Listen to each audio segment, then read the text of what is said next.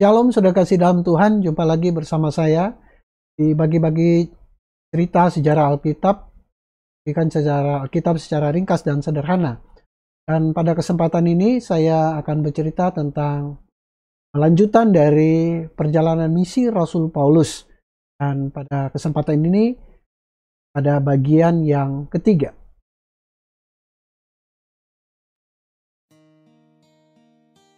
Perjalanan penginjilan ketiga Rasul Paulus.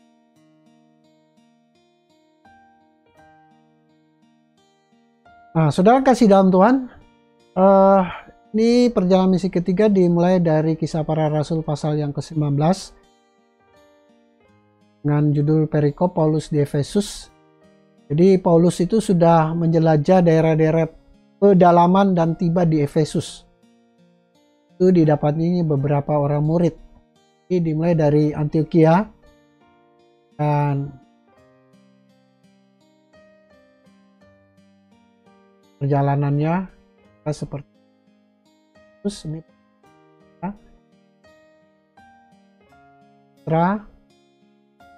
Iconium, kali lagi ke Antioquia, dan dia ke Efesus.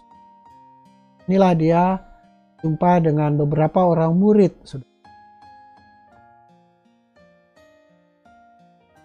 Efesus, dia berkata kepada murid-murid di sana, "Sudahkah kamu menerima Roh Kudus ketika kamu menjadi percaya?" Kan tetapi mereka menjawab dia, "Belum.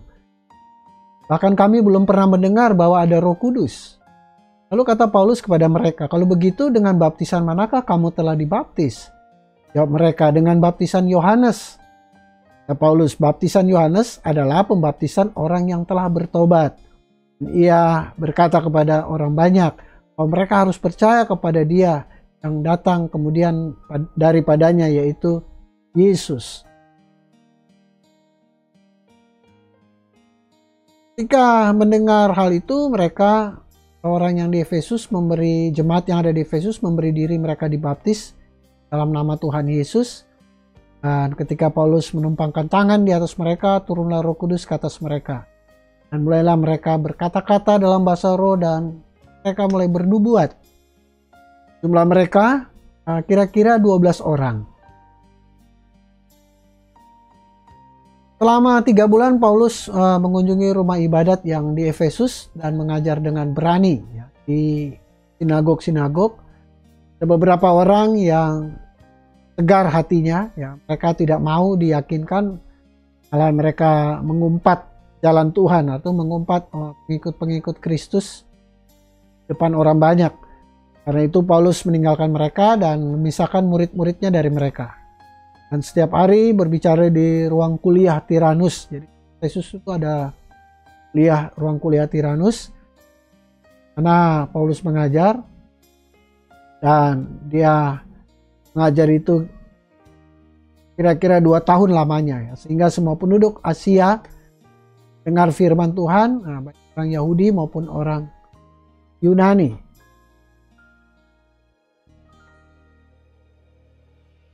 Oleh Paulus, Allah mengadakan mujizat-mujizat yang luar biasa di Efesus. Bahkan orang membawa sapu tangan atau kain yang pernah dipakai oleh Paulus dan meletakkannya atas orang-orang sakit, maka lenyaplah penyakit mereka dan keluarlah roh-roh jahat. Tangan aja oleh anugerah Tuhan bisa hadirkan kuasa Allah Tuhan. Kemudian banyak orang sakit dan kerasukan setan disembuhkan. Ada 7 orang tukang jampi Yahudi. Mereka ini anak-anak Skewa.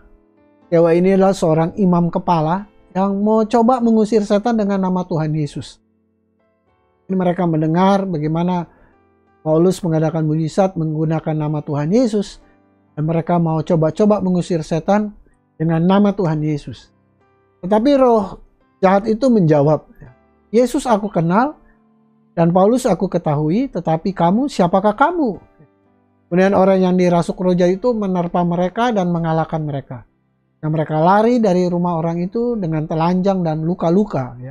Jadi 7 Bang Jampi ini, anak-anak Skewa, justru malah diserang oleh roh-roh jahat. orang yang kerasukan roh jahat itu.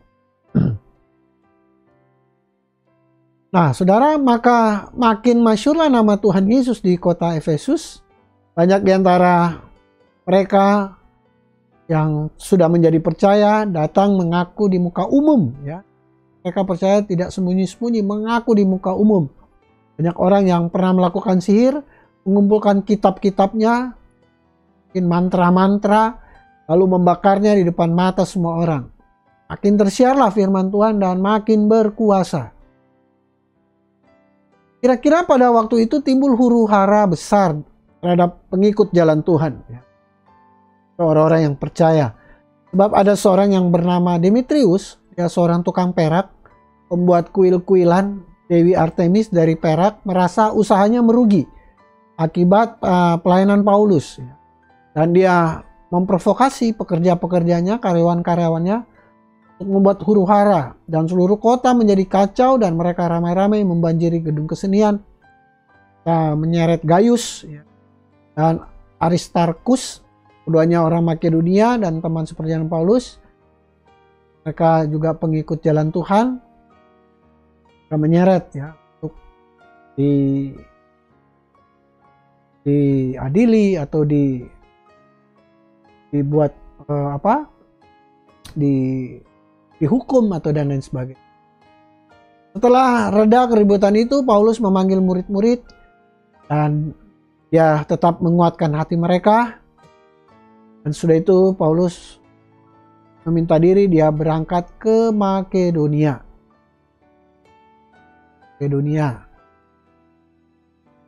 Di Smyrna, Pergamus, kembali ke Troas dan Filipi, ya. Kemudian setelah perjalanannya dia ke Ika, Berea, dan Korintus kembali, ya. Dan dari Korintus Paulus ingin ke Syria dengan kapal, namun orang-orang Yahudi di sana bermaksud membunuh dia. Sebab itu Paulus berjalan kaki ke Filipi. Sana ia merayakan hari raya roti tidak beragi. Dia lewat darat, dia kembali ke Filipi karena tadi rencananya dia mau naik laut. Ini dia kembali lewat darat ke Filipi. Dan dia melanjutkan pelayanannya, dia berang ke Troas. Kemudian saudara, Troas, Paulus berkhotbah di ruang atas, ada murid-murid di sana, dan dia berkhotbah sampai tengah malam. Ada cerita yang menarik, seorang pemuda Eutikus yang duduk di jendela, dia tertidur lelap dan jatuh ke bawah dari tingkat 3, ya. Mati seketika dan dibangkitkan oleh Paulus. Kemudian dari Troas ia berlayar ke Assos melalui Mitilene, Chios, Samos, kemudian ke Miletus. Kira seperti itu. Dari sana Paulus telah memutuskan untuk tidak singgah di Efesus, sebab ia buru-buru, ia ingin merayakan hari raya Pentakosta di Yerusalem. Jadi dia tidak singgah ke Efesus. Di Miletus dia memanggil penatua-penatua jemaat dari Efesus untuk mengucapkan kata-kata perpisahan. Setelah mengucapkan kata-kata perpisahan, Paulus berlutut dan berdoa bersama-sama dengan mereka semua. Mereka menangis sampai terseduh-seduh sambil memeluk Paulus. Mereka berulang-ulang mencium dia. Mereka sangat berduka cita. Lebih karena Paulus mengatakan bahwa mungkin mereka tidak akan melihat mukanya lagi. Mereka ngantar dia ke kapal. Dengan Paulus dia istirahat, kemudian dia langsung ke Tirus. Dan Paulus berlayar menuju Kos tadi, keesokan harinya sampai di Rodos, dari itu dia ke Patara. Di Patara naik kapal lagi menyeberangi ke Fenisia. kapal mampir di Tirus. Sebab ada muatan kapal yang harus dibongkar. Karena Paulus mengunjungi murid-murid dan tinggal di situ 7 hari lamanya. Jadi sehingga selama 7 hari Tirus. Kemudian oleh bisikan roh, murid-murid menasihati Paulus supaya jangan pergi ke Yerusalem. Tapi Paulus berangkat meneruskan perjalanannya. Dari Tirus Paulus tiba di Ptolemais dan di situ berakhirlah pelayaran Paulus. Ke Ptolemais tetap naik kapal. Dan Paulus melanjutkan perjalanan darat ke Kaisarea. Karena dia tinggal di rumah Filipus di Kaisarea. Setelah beberapa hari tinggal di rumah Filipus di Kaisarea, datang lagi dari Yudea seorang nabi bernama Agabus. Nah, bernubuat sebelumnya datang pada Paulus, lalu mengambil ikat pinggang Paulus sambil mengikat kaki dan tangannya sendiri. Ia berkata, "Demikianlah kata Roh Kudus. Inilah orang yang mempunyai ikat pinggang ini akan diikat oleh orang-orang Yahudi di Yerusalem dan diserahkan ke dalam tangan bangsa-bangsa." Murid-murid di tempat itu meminta supaya Paulus jangan pergi ke Yerusalem. Tapi Paulus menjawab mereka, "Mengapa kamu menangis dan dengan jalan demikian mau menghancurkan hatiku? Sebab aku ini rela bukan saja untuk diikat, tapi juga untuk mati di Yerusalem oleh karena nama Tuhan Yesus." Jadi saudara, justru Paulus sedih kalau dia tidak ke Yerusalem. Karena apapun resikonya, jangankan diikat, dia mati demi Tuhan Yesus pun dia bangga. Nah, beberapa hari kemudian berangkatlah Paulus ke Yerusalem. Ketika tiba di Yerusalem, semua saudara menyambut mereka dengan suka hati, saudara seiman, rasul-rasul. Dan keesokan harinya Paulus mengunjungi Yakobus, Rasul Yakobus, murid Yesus. Semua penatua hadir di situ, kemudian timbul perselisihan tentang hubungan antara Injil dan Taurat. Mulai diskusi lagi hubungan Injil dengan Taurat. Dan orang-orang Yahudi yang datang dari Asia, karena pada hari itu ada perayaan hari Pentakosta, jadi orang-orang Yahudi dari berbagai wilayah, baik dari luar Palestina pun di Asia, mereka datang ke Yerusalem. Kemudian mereka melihat Paulus di dalam bait Allah. Lalu mereka menghasut rakyat dan menangkap dia sambil berteriak, "Hai orang-orang Israel, tolong! Inilah orang yang di mana-mana mengajar semua orang untuk menentang bangsa kita dan menentang hukum Taurat dan tempat ini. Dan sekarang ia membawa orang-orang Yunani pula ke dalam bait Allah dan menajiskan tempat suci kita." Bayangkan, saudara, meskipun ada di bait Allah, tapi hati orang Yahudi itu masih iri, masih ada kebencian kepada Paulus. Dan mereka sedang merayakan suatu hari raya agama yang besar ya di Yerusalem, ada di tempat yang kudus di Allah, tapi hati mereka, benar kata firman Tuhan, mulut mereka yang memuliakan Tuhan, tetapi hati mereka jauh daripada. Nah, maka gemparlah seluruh kota dan rakyat datang berkerumun lalu menangkap Paulus dan menyeretnya keluar dari bait Allah, dan seketika itu juga semua pintu gerbang bait Allah itu ditutup. Cara mereka merencanakan untuk membunuh dia. Sampailah kabar kepada kepala pasukan bahwa seluruh Yerusalem gempar. Dan kepala pasukan itu segera bergerak dengan prajurit-prajurit dan perwira-perwira dan maju mendapatkan orang banyak. Nah, mereka melihat dia dan prajurit itu, berhentilah mereka memukul Paulus. Akhirnya Paulus dipenjara. Namun kepala pasukan itu ingin mengetahui dengan teliti apa yang dituduhkan orang-orang Yahudi kepada Paulus. Dan itu pada keesokan harinya ia menyuruh mengambil Paulus dari penjara dan memerintahkan supaya imam-imam kepala dan seluruh mahkamah agama berkumpul. Ia membawa Paulus dari markas dan menghadapkannya kepada mereka. Kemudian timbullah perpecahan antara orang-orang Farisi dan orang-orang Saduki. Dan terbagi-bagilah orang banyak itu. Nah, kita tahu bahwa orang Saduki tidak percayakan kebangkitan orang mati, tapi orang Farisi percaya. Jadi terjadilah perpecahan besar. Sehingga kepala pasukan menjadi takut. Ya. Kalau mereka akan mengoyak-ngoyak Paulus, akan membunuh Paulus. Ya. Di depan banyak orang. Ya. Karena itu ia memerintahkan pasukan untuk turun ke bawah dan mengambil Paulus dari tengah-tengah mereka dan membawanya ke markas. Selanjutnya, pada malam berikutnya, Tuhan berdiri di sisinya. Tuhan berdiri di sisi Paulus dan berkata kepadanya, "Kuatkanlah hatimu, sebab sebagaimana engkau dengan berani telah bersaksi tentang aku di Yerusalem, demikian jugalah hendaklah engkau pergi bersaksi di Roma." Jadi saudara, Yesus menampakkan diri kepadanya lagi ketika dia ada di penjara di Yerusalem, bahwa dia harus bersaksi di Roma. Dia sudah berani bersaksi di Yerusalem, dia pun harus bersaksi di Roma. Itu perintah Tuhan kepadanya. Setelah hari siang, lebih dari 40 orang Yahudi mengadakan komplotan dan bersumpah dengan mengutuk diri bahwa mereka tidak akan makan atau minum sebelum mereka membunuh Paulus. Main hatinya, saudara. Rela tidak makan minum, ya, demi tujuan untuk membunuh Paulus. Kemudian kepala pasukan membawa Paulus ke wali negeri Felix di Kaisarea. Jadi Paulus dipindahkan dari Yerusalem ke Kaisarea.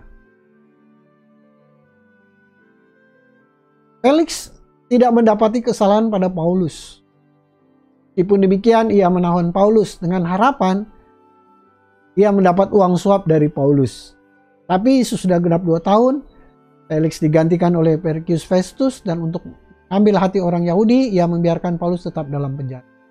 Jadi saudara, Paulus di penjara 2 tahun, padahal dia tidak bersalah, ya. Ya, karena hanya ingin mengambil hati rakyat. Akhirnya dia secara tidak adil, ya, dia ditahan dalam penjara. Kemudian digantikan oleh Felix. Imam-imam kepala dan orang-orang Yahudi yang terkemuka datang menghadap Festus meminta kepadanya suatu anugerah untuk menyuruh Paulus ke Yerusalem. Dari Kaisarea mereka minta supaya Paulus dipenjarakan di Yerusalem. Ini jaraknya jauh, ya saudara, ratusan kilometer. Ternyata mereka punya niatan yang jahat. Mereka ingin memohon kepada Festus untuk pindahkan karena mereka punya rencana ingin membunuh Paulus di tengah jalan. Tapi Festus tetap menahan Paulus di Kaisarea. Festus mengadakan sidang lagi terhadap Paulus. Ya.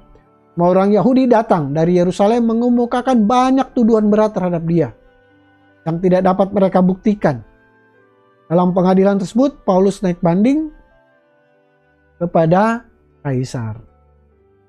Beberapa hari kemudian datanglah Raja Agripa dengan Bernike ke Kaisarea untuk mengadakan kunjungan kehormatan kepada Festus, karena Festus baru dilantik jadi gubernur di Kaisarea.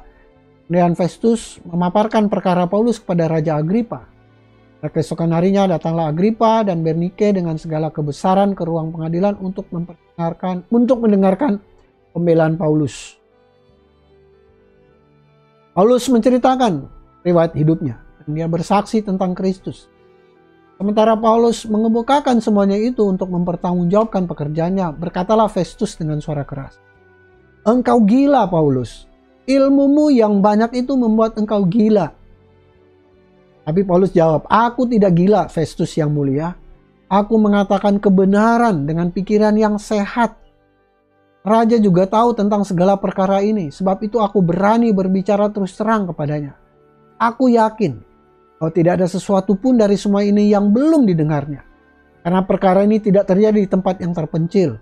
Percayalah engkau, Raja Agripa, kepada para nabi. Aku tahu bahwa engkau percaya kepada mereka." Jawab Agripa, "Hampir-hampir saja kau yakinkan aku menjadi orang Kristen." Lalu Paulus melanjutkan, dia berkata, "Aku mau berdoa kepada Allah supaya segera atau lama-kelamaan, mungkin hanya engkau saja, tetapi bukan hanya engkau saja, tetapi semua orang lain yang hadir di sini dan yang mendengarkan perkataanku menjadi sama seperti aku, kecuali belenggu-belenggu ini.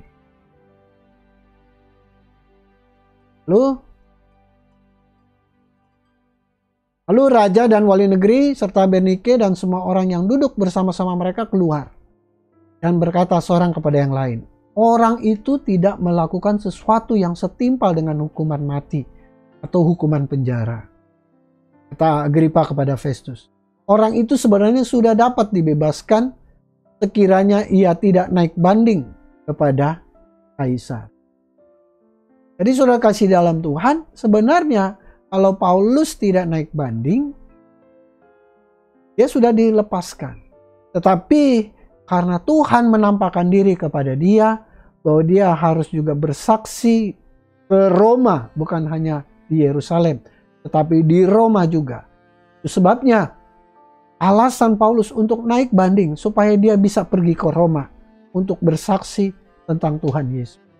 Saudara kasih dalam Tuhan, demikian cerita saya tentang perjalanan penginjilan Rasul Paulus yang ketiga, dan nantikan cerita selanjutnya, kisah Rasul Paulus bagian yang keempat. Jika saudara diberkati lewat cerita yang sederhana ini, saudara bisa bagikan kepada saudara-saudara yang saudara kasihi, ya. Saudara share supaya mereka juga bisa diberkati dan saudara dapat jadi berkat untuk kemuliaan nama Tuhan. Shalom, sampai jumpa pada pelajaran selanjutnya. Tuhan Yesus memberkati.